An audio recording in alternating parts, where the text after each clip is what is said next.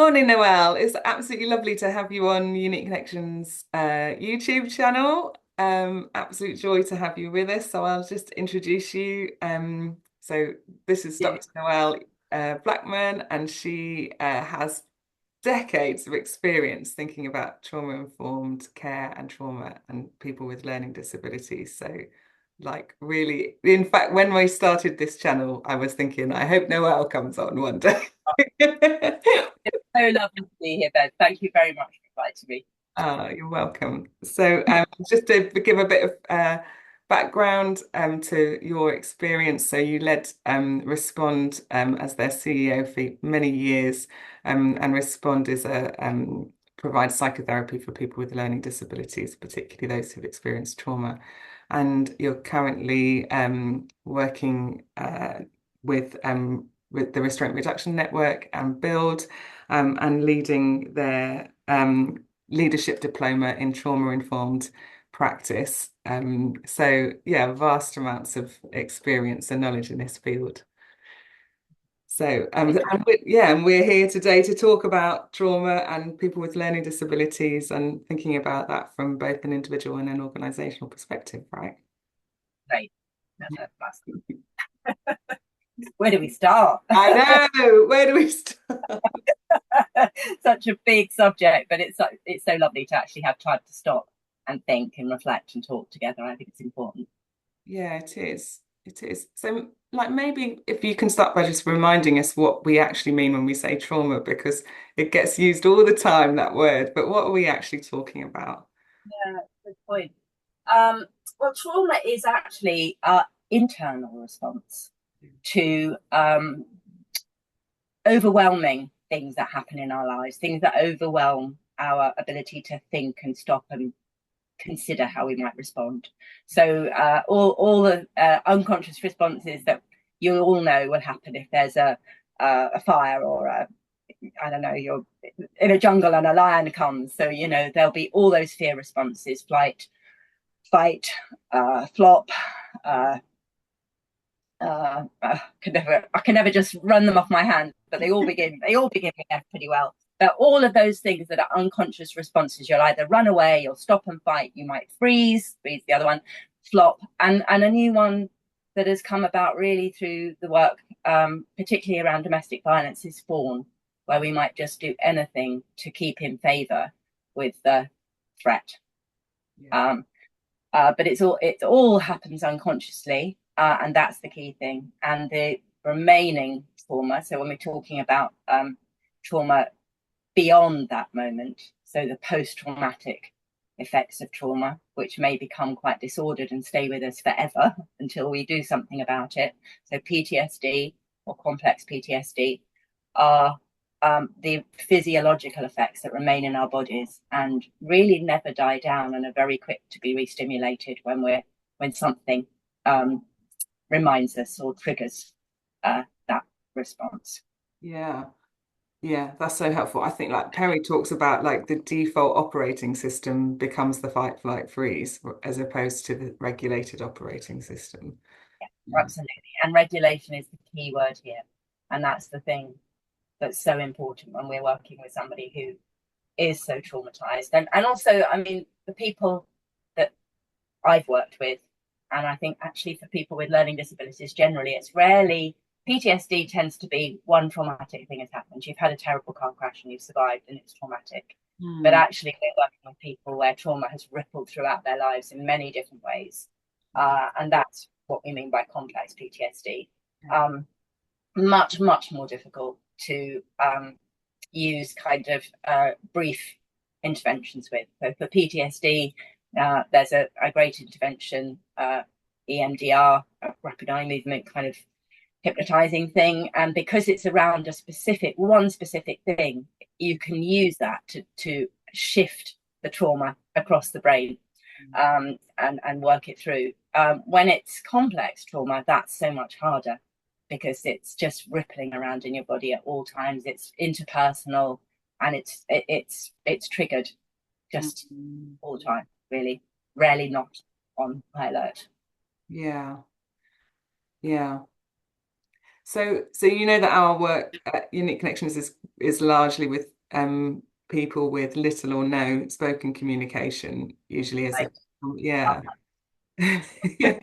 And so one, what, like, I feel like this is probably one part of the world where we don't hear loads about trauma. We hear a lot about behavior, we hear a lot about, um, yeah, challenge, but we don't really hear much talk about trauma. So, like, what is there, like, just talk to me about that. Like, is it because there less trauma if you have a severe learning disability? Is it less likely to manifest? Like, what's going on there? What How would it be for someone like that?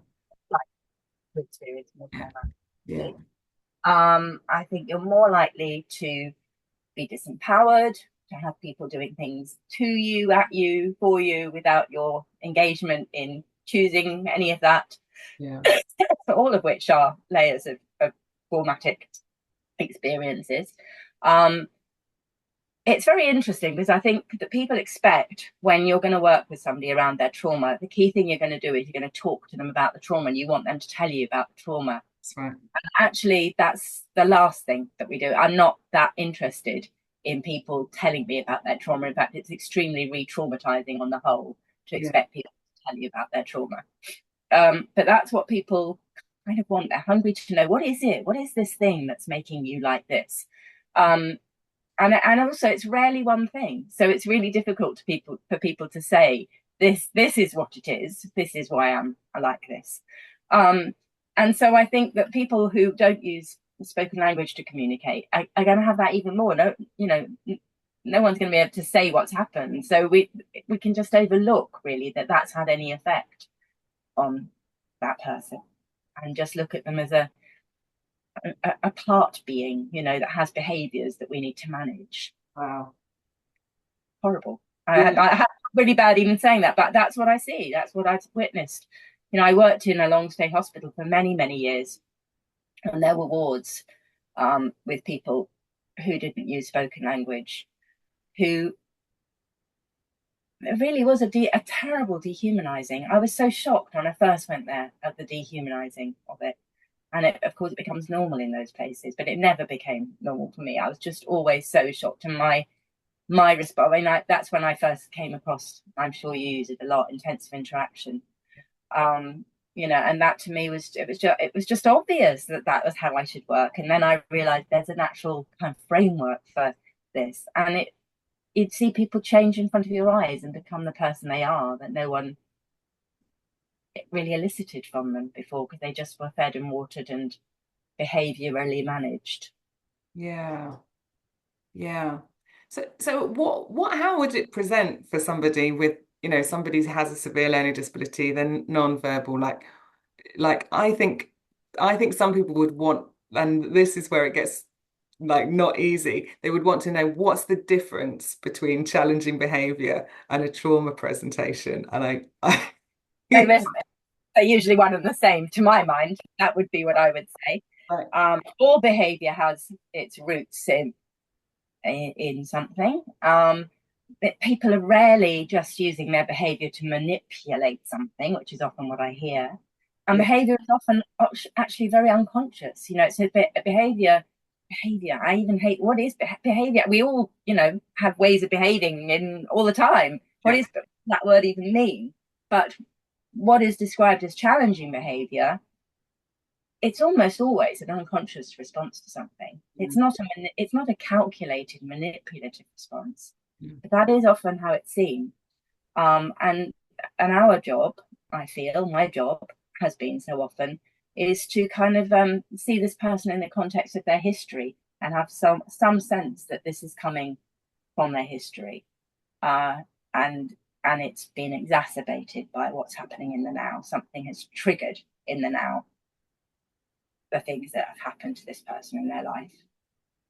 That's like that that bit about story and the context of somebody's life. I feel like for years now that consistently gets lost for people with no spoken communication, that because they can't tell you their story, something feels like it gets inside.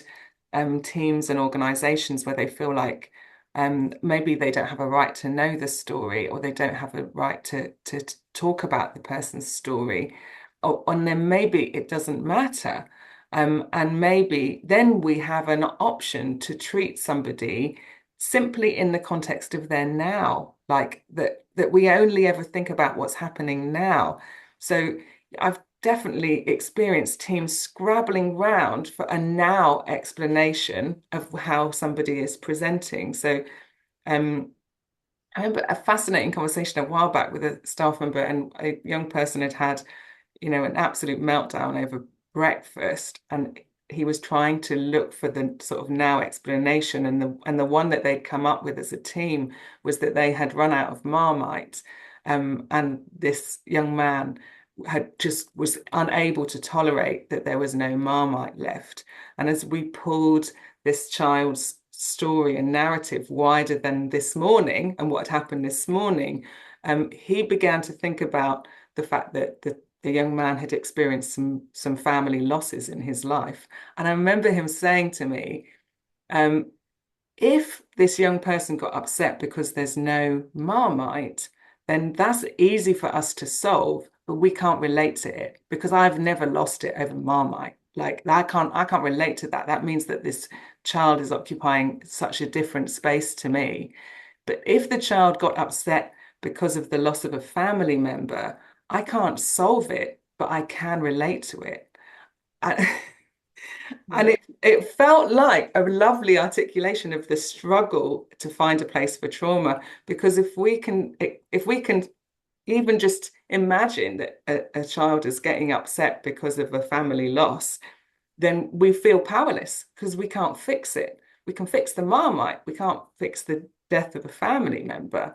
But also, if we say it's the Marmite, the now moment, we can other the child because they're not like us. We don't do that. Yes, there's such a lot in that actually, because if we can't fix the loss of the family member, we could fix the Marmite. That makes us feel powerful again. But we also feel a bit irritated by the amount of crazy chaos you've caused around Marmite. So then we feel even more powerful because we can have a judgment about that and put Yeah, you back on your place. So there's an awful lot about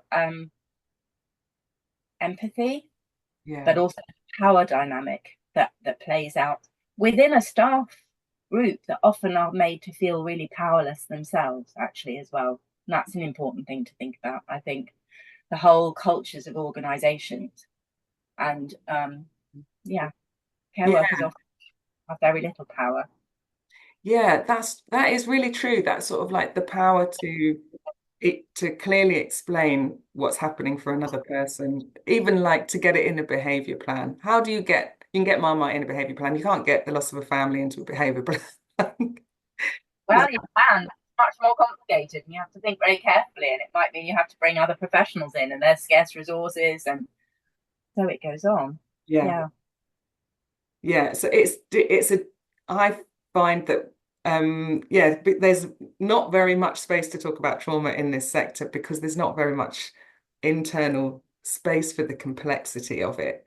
Um, but if we can find a space, actually lots and lots of new things open up, like the possibility that the person in front of us is very ordinary and their responses are very ordinary.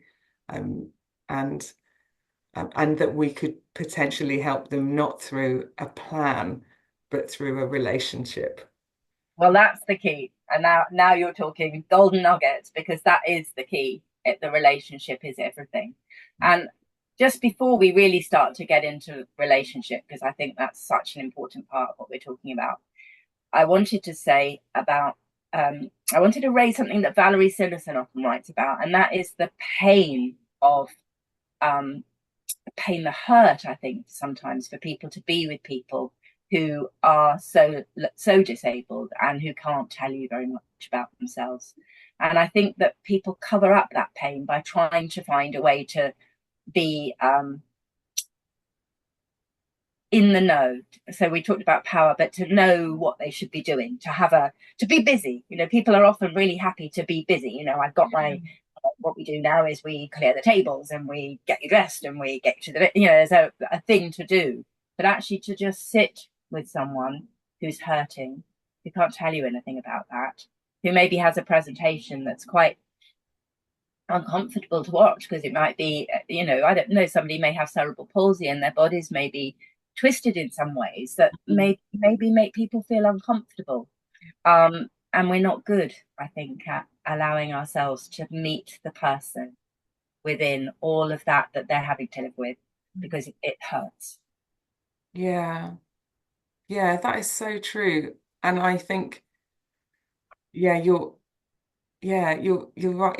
Like, so many memories are like springing into my mind of like probably my most meaningful relationships with, some of those that I've worked with over the years who can't speak. And over time you start to unravel the different um, layers of what's underneath their, the times when they get really, really upset or really distressed. I remember a young lady years ago who I still keep in touch with, they're still friends, had so many difficulties, lots of physical disabilities, sensory loss, autism, and non-verbal. She used a wheelchair. Um, and she would hurt herself really, really severely, have these big episodes of like very severe self-injury. And after about 10 years of working with her, we had a really unusual conversation. She found about 5 words that she could say that day, which was really unusual for her. And we sat in the park and she was able to talk to me by like indicating different parts of her body and talking about how she felt about herself and about her family. It was the most, I'll never forget it. It changed my life. And one of the things she was able to express was that she felt a lot of grief about the fact that her body didn't work in the way that she saw other people's bodies working, that she couldn't walk, she needed a wheelchair. And also because she would hurt herself so much with her arms, so she would punch herself in her head, that there was all this extra care that would go into her arms, and so they became less and less useful. And I remember her hitting her arms, um, and almost like, what have my arms done to me? My arms, they don't work in the same. I can't do the same things as other people, but instead these arms have become the weapons that I've thrown against myself. And the deep grief she felt about her body and about the way it functioned and how difficult it was for her to live in it. She was often in pain. It was so hard for her to do ordinary things in a day. And I think I had not considered um, like how weighty and painful it was for her to live the life that she was living inside of the body that was not serving her well. Um, and all this came out in our conversation, and it changed the way I understood her. For her to tell you that, that's a very important thing. And so it kind of leads us really nicely into relationship, actually. Yeah. That on the whole, I think staff unconsciously protect themselves from being available to that pain because Mm. it is too much. You kind of unconsciously know that pain is enormous.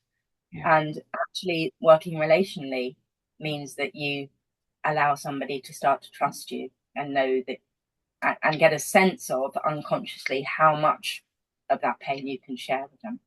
Yeah. So that's what I imagine you indicated without perhaps even knowing.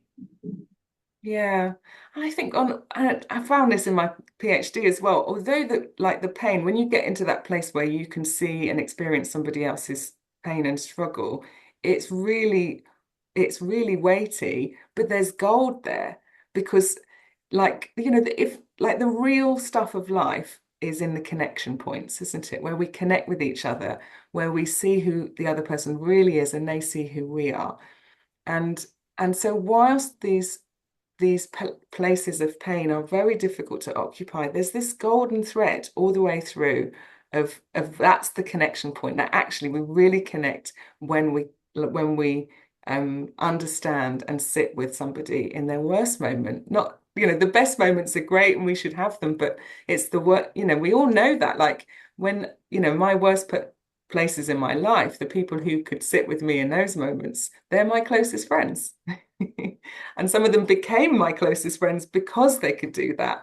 And um, and I think that's, when I look back on the relationships that have formed over the years, it is those young people and adults where, regardless of whether they have a learning disability or not, where that's happened, that it's like an unbreakable connection.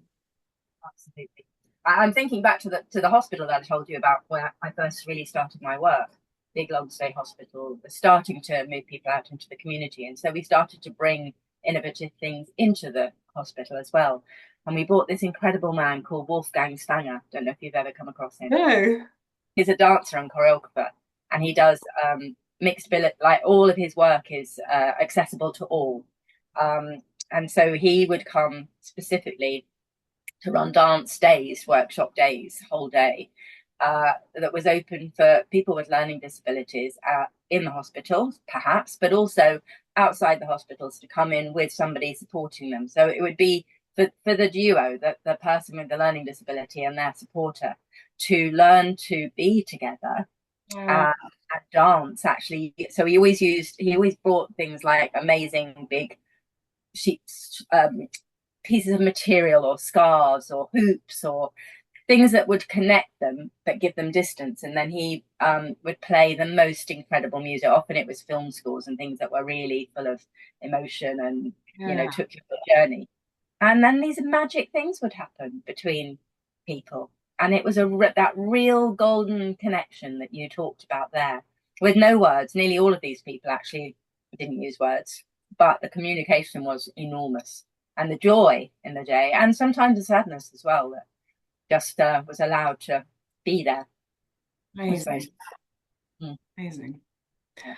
So I feel like we've gone off on a tangent of relationships that we're both totally passionate about. And Yeah, well, I don't think it is a tangent because I think that it is the most important thing. And I think that often the people that we see, because trauma has become such a difficult thing in their lives, when you start to look at what's happening, is actually that everybody's frightened of them. A lot of the time, people yeah, that can be frightened. So there's less and less relating yeah, going on with them. Family may have been removed from family in some way, or family may have become fragmented. Um, and actually, that's the absolute opposite of what's needed. So in order to begin to trust the world, so if we think about trauma, that people have kind of now conceptualized um, what's needed when someone's traumatized in a sort of framework that has kind of 6 components, and it might be quite helpful to think a little bit about those now. yeah. So, people really need safety first and foremost, a safe environment, and if they can speak, to know that it's okay to ask for what they need to feel safe. And if they can't speak, then we have to be extra vigilant and look and know what kind of environments make this person feel safe. Do we need to speak quietly? Do we need to have one or two people, or how do we work with this person, make them feel safety? And then through that, building trust. Now, trust is never a given. You have to work for trust. Mm. Trust comes from really gently trying to build a safe relationship with a person, Mm. one that has some boundaries around it, so the person knows what's okay and what isn't okay as well. And the boundaries are what keeps you safe together Yeah. in the relationship and helps trust to really develop deeply. Um, Giving somebody choice is incredibly important. That's what part of that. They're all linked. All of these things are linked. So somebody will trust you uh, as you start to let them take the lead in things and have the choice about things. You're not doing things unto them. So many of the people we work with constantly have things done unto them, with no choice, no even stopping and asking, do you want this shirt today or this shirt? Sometimes it's just tiny things, really. Um, and then other things like collaboration. That's where we're kind of leading into that, really, choice, but collaboration. So we talk a lot about co-production today in our society. Yeah. But what I see often as co-production is so minimal and tick boxy.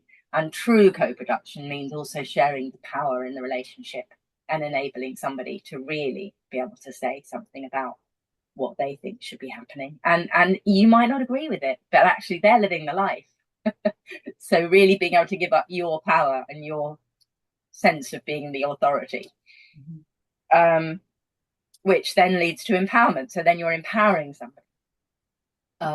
But also thinking about all of that within the cultural world of that person, Yeah. not denying that, not recognizing that sometimes actually cultural norms for that person are incredibly important, and not expecting somebody to live in the cultural norms of the setting within which they find themselves. Yeah. But and recognizing also that uh, through their own family culture, their own community culture, there may be generational trauma that also comes with that, and recognizing and thinking about that as well.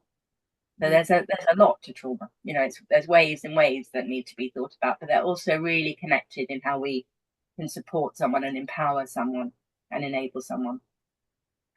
Yeah, that's so interesting. And I so those six principles are often what is referred to as like having a trauma sensitive environment or trauma informed practice, right? And I think that it's helpful to just like go through them as you've done, because a lot of people think, well, if we have a traumatized young person in our care who has severe learning disabilities, then what they need is specialist therapy like that, and that may be true.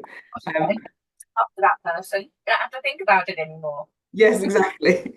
But what you've just described is achievable within the context of an ordinary care setting.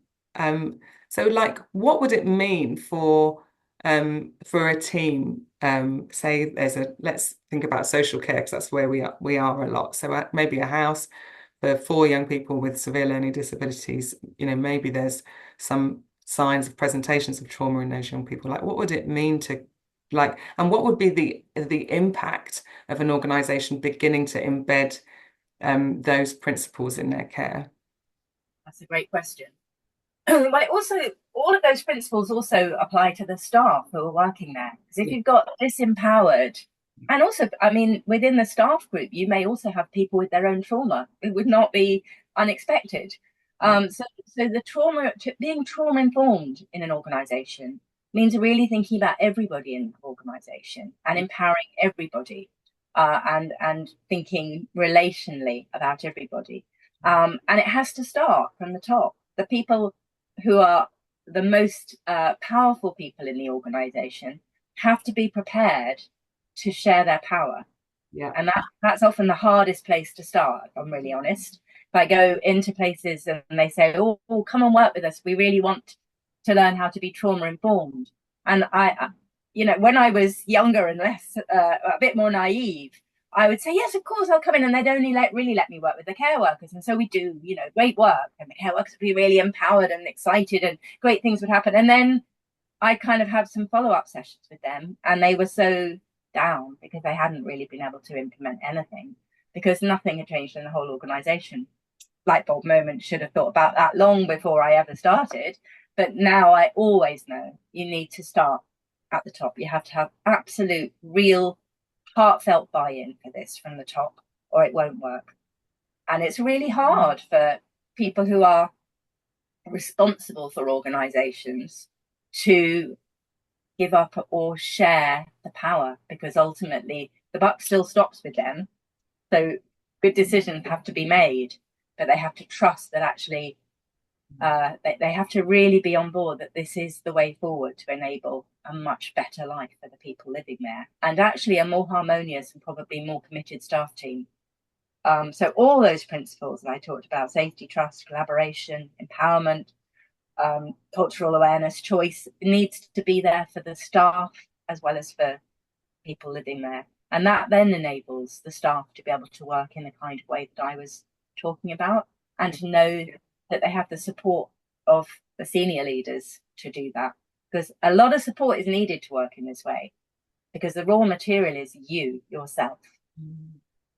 And so you're more likely to be all those things that unconsciously we talked about people defending themselves against, Yeah.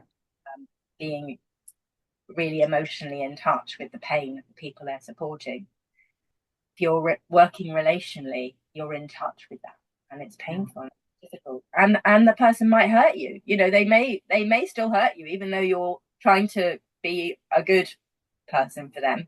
Um, Things will trigger them, and things will get out of control, and sometimes you may get hurt, and that how do you then repair that? You need good support around you to be able to feel confident enough and safe enough to know that that can be repaired. And the repair of relational tears are a really important part of trauma-informed practice as well, because for many people, they keep people at bay because they're dangerous, and experiencing the fact that actually someone comes back in a non-dangerous way if something's gone wrong and they've been hurt is a really important move forwards. But none of that can happen without really good organisation support. Reflective practice would be a really important part of that as well. Reflecting on what's happened and being able to move forwards and understand some of the unconscious. Yeah, and do you know what that feels like? That's you can I feel the difficulty of bringing that all the way up to the top, not just asking it of the those principles of the care staff. Like it feels like easy to ask of a care staff member, you need to be collaborative with the young person you're working with. You need to work together on things. You need to listen to them and give them choice and empower them and respect them. And then if that staff member doesn't do that, for a manager to say to them, you have to do it. I've told you to do it. With like this is the way that you do it. And I don't know why you're not doing it. If you don't work like that, then we're going to discipline you. And that approach to the staff member is not about empowerment or collaboration or trust or safety or like you've and And it's traumatizing. yes, you're frightening them into trying to bring about a safe response. And that's where it's that I think for an organization to actually go after this, they have to start unraveling all of their power dynamics. And that feels scary for That's them. hugely, hugely challenging. And the bigger the organisation, the bigger that challenge. So if we think about our statutory services, they're built on hierarchy and power. Yeah. Um, Scotland are having a really good go at that. Oh, They've really been working brilliantly at this. I think it's not easy, and I think they've still a long way to go.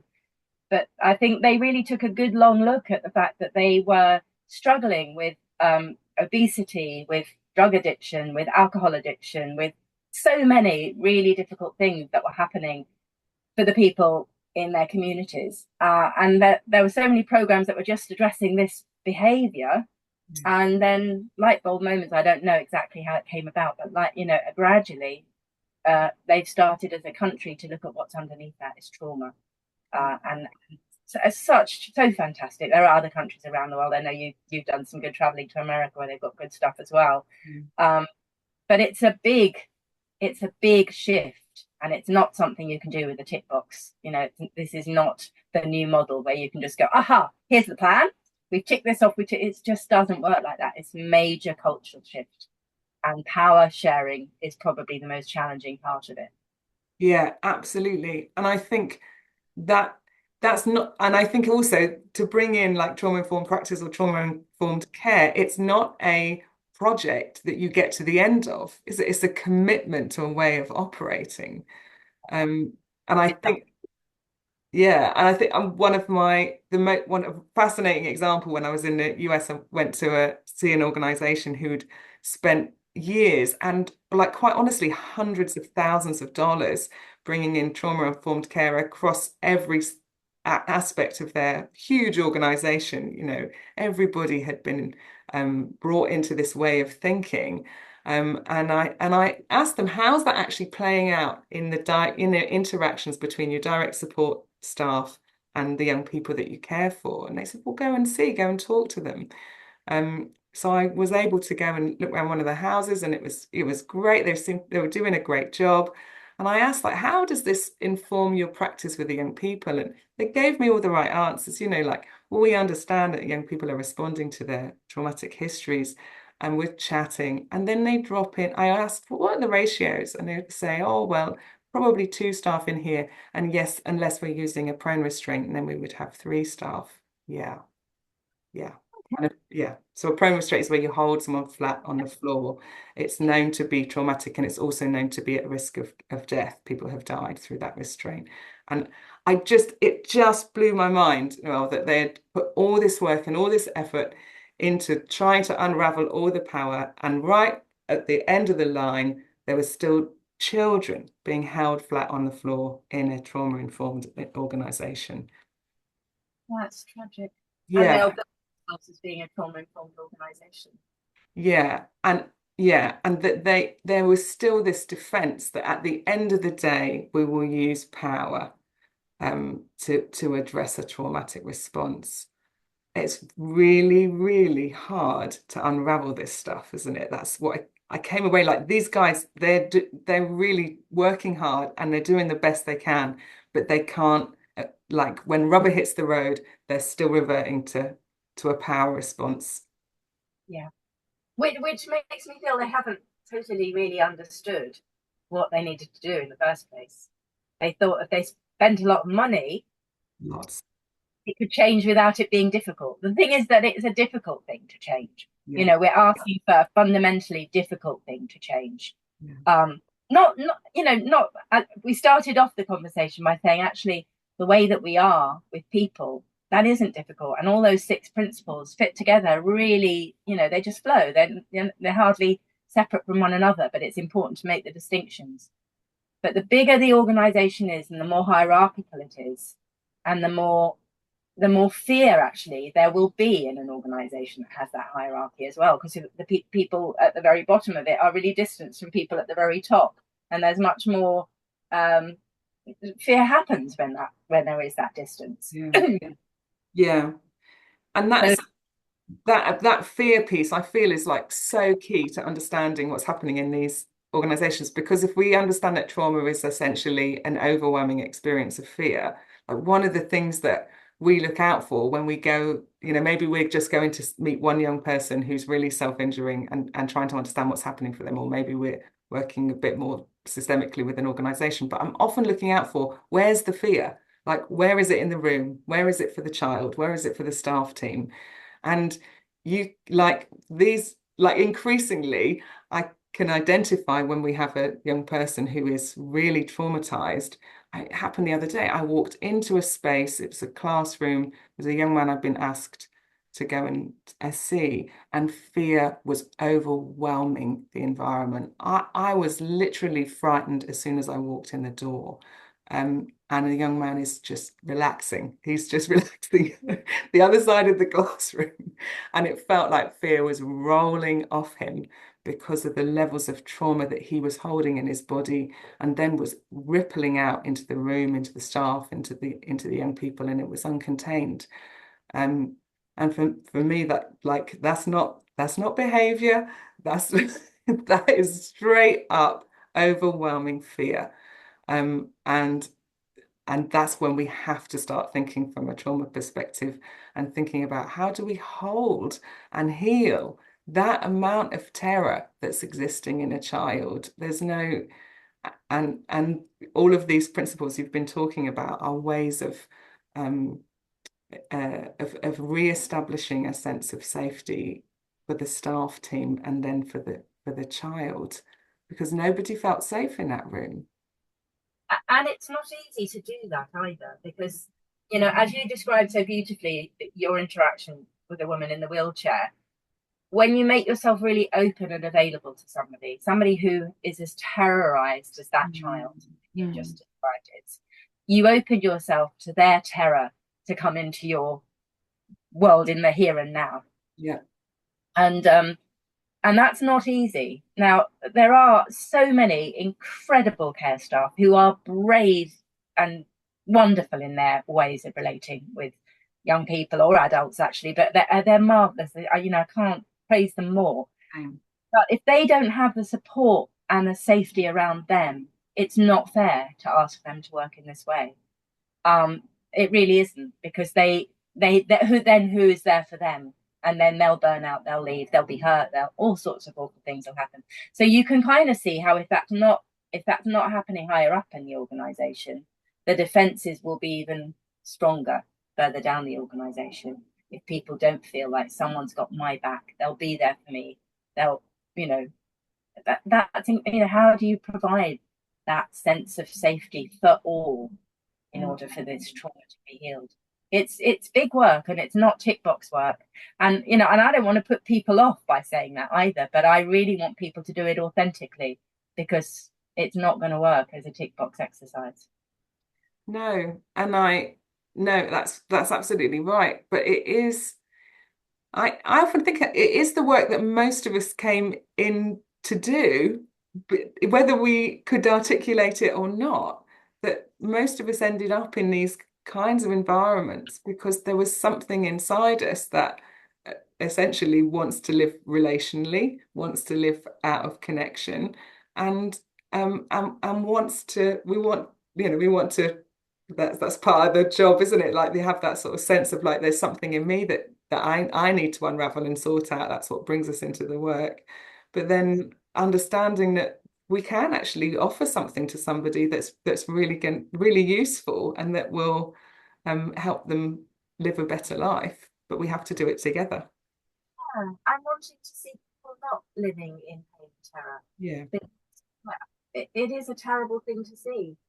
Again, going back to the long stay hospitals that were my early training ground, I found them, the first time I ever went into one of those hospitals was terrifying, Yeah. because people were just wandering about with their pain, rocking and, you know, dressed in filthy, ragged clothes, nobody interacting with them at all. They were crazy places, Yeah. and people had lived there for 30 or 40 years. Yeah. And rather than, I was fearful. I wasn't fearful of those people. I don't think it was that. I was fearful of that this could be a place where people were just alone but together, Yeah. and pain was resounding. And I think that actually has always drawn me to want to do something about it. Things aren't, well, I say things aren't as bad as that now. Well, they are. I still go to psychiatric hospitals. They're more modern, they're more clean. Actually, they're terrifying in that way. And we still got sort of 2,000 people with learning disabilities or autism locked up, Yeah. uh, in very different ways, actually often on their own, which is also, they're literally on their own. So these people were on their own together. Now we put people in what Alexis Quinn so eloquently calls solitary confinement, because that's absolutely what it is. And that in its own way is punishing and terrible. Yeah. Yeah.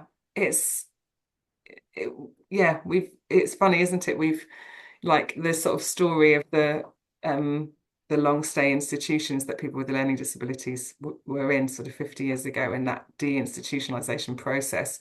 Um, I was writing about that in my Churchill report recently, and talking about the shadow that it still casts a shadow.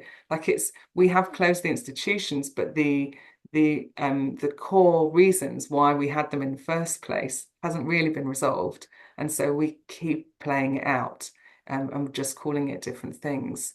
They're Um, still part of their history. Well, that generation are still living amongst us, and the yeah, pain of that is still amongst us. yeah, They're playing it out. It had nothing has really changed. There's not what we need within our society and within what we've created as mm. support for people to live in our society. It's not, we haven't got it right. No, we haven't. Yeah, there is, yeah, there is so much to do. Um, but I guess like one of the things that I always try and hold on to when we're thinking about trauma and how it impacts people and teams and organizations is that it is recoverable, right? We can recover, we can heal. Exactly. So we have to do that difficult thing, don't we? It may not be easy, but it's recoverable, and we have to do that thing. Yeah, yeah, and because the sense of that default place of living from fear, which trauma creates, that's an adaptive response, and so like the brain can adapt the other way as well, but needs the repeat experiences for the brain and the body to remember again that it can that can be so. So that the traumatic responses are unconscious, so they're really powerful and really strong and really easily triggered. And to start to change those, you have to do very conscious things that are not that easy. And that's the difficult thing, isn't it? Keeping conscious and really putting what's needed consciously around making that change. But we have become more conscious of it since you and I were talking a little bit about why now, because I've been banging on about trauma for decades and nobody really wanted to hear that. It's like, oh, there's Noelle again going on about trauma. She's a therapist kind of thing. But now suddenly everybody wants to know about trauma informed care, and I'm kind of thrilled about that. But I'm also a little bit cross with people because it's like, well, why haven't you been listening earlier?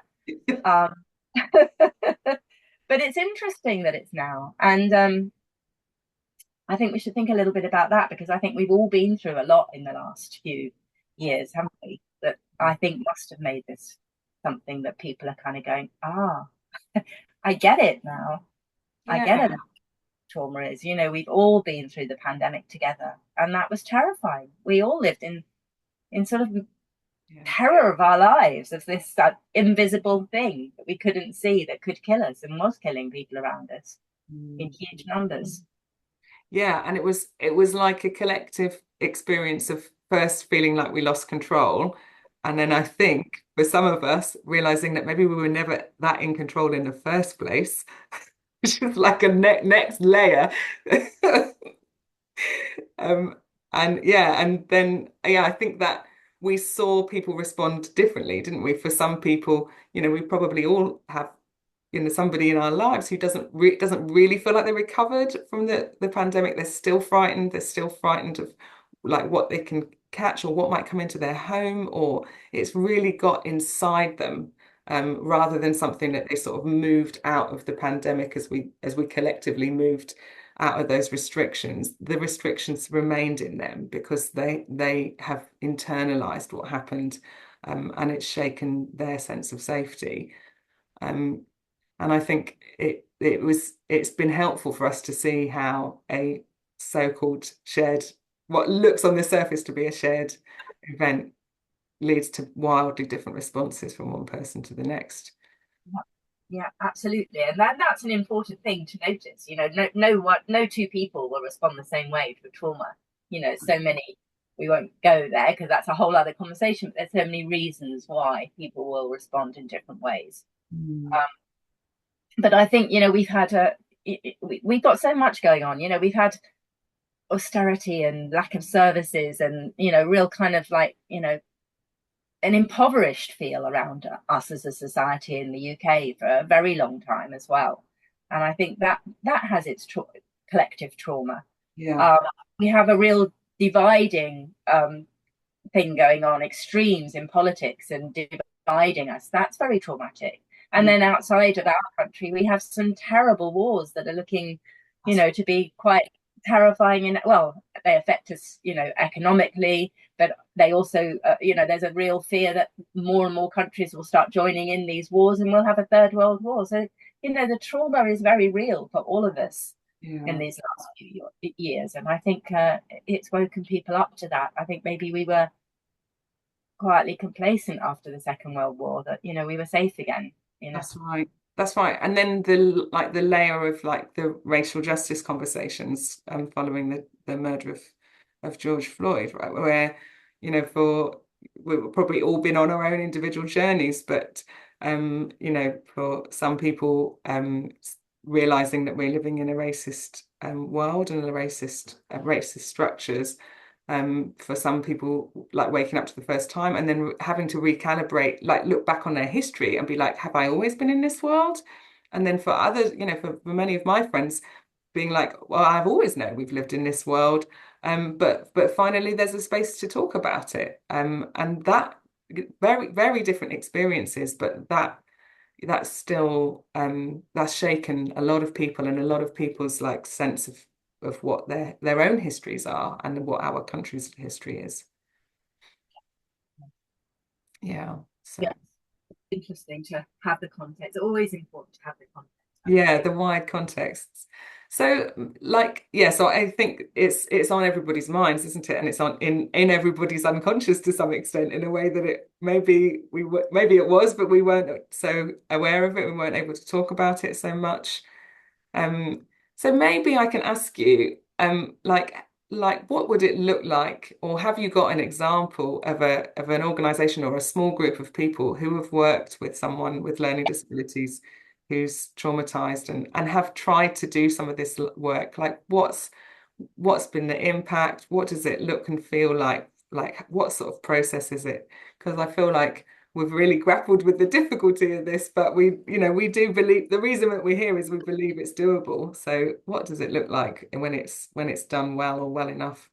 That's such a good question. And I got so many people whizzing through my head that I've been in their lives to try to support them. So at Respond, we had a really amazing project at one time where we were invited or commissioned, but it felt like an invite too, to work with a particular commissioning authority to support them to really get to the point where they had no people with learning disabilities or autism from their area in hospitals out of area or in hospitals full stop. And they liked the way that we worked with our trauma. So we had a trauma informed model that brought together elements of what Respond did in any case. So training, reflective practice, psychotherapy, and also something which we did with people who had a forensic history, which are called circles of support and accountability, or COSAs. Mm. And I worked with Circles UK, who are the umbrella organisation of that, um, to say, look, I think that this model of a COSA, which brings together a small group of volunteers around an individual who's at risk and really gives them um, uh, unwavering support and trust, all those things that are about, you know, being trauma informed, actually, that they will stick with them, whatever, even if they mess up and do something terrible again, they're still there the next week when they meet with them, and they'll be able to talk about the difficult stuff, and they'll be able to think with the person, almost be like an um, augment their own brain to think through what happened there and why and how maybe could we help it to be different next time. And we thought that that would be really helpful around people who ended up in hospital because their behaviour was challenging. So we brought together all these components into a model that actually supported people in a trauma-informed way while they were in hospital to get ready to move out of hospital, and then to move out of hospital and remain out of hospital because we supported the staff as well. So it was quite a kind of a long journey. It started with training, reflective practice in the hospital, started with sometimes some psychotherapy in the hospital. Gradually, there'd be a team of our staff in the hospital that would be the beginnings of the COSA around the person, and then they would be joined by volunteers was the plan as they came out, and they became kind of safer and less frightening to work with in the community. And we had some incredible successes with that, where people remained out of hospital for several, for like as long as we worked with them, really, and all of those components were part of it. But it was a very intense model. It was quite a complicated model. Mm. But I also can think of, but there's also there's a wonderful thing called the Hopes model at the moment, which is a not dissimilar model. But I also think of some of the families who have just uh, fought through that because of their love, fought so hard for people to come out of hospital, and brought people in through their kind of passion. And there's one young man, I probably shouldn't mention his name here because he will be well known, but his mother lost him at the age of 14 to institutions, and he was in those institutions for nearly 30 years, and eventually she managed to get him home, and she fought to say, no, not out of hospital over there, all those hundreds of miles away from me, which is what began, but here where he belongs, where his community are, where his siblings are. And eventually now he lives right near her. He's part of his family's life. He is a big gentle giant, and his life is he's so happy. And I knew him for a good decade of those years where he was so unhappy. And that, for me, that is wonderful. Yeah. And that was the love really. His mum was so powerful. She just would not let anyone. keep hold of it any longer. Wow. Yeah. Jolly hard. Yeah, that feels like a good note to finish on, particularly thinking about that.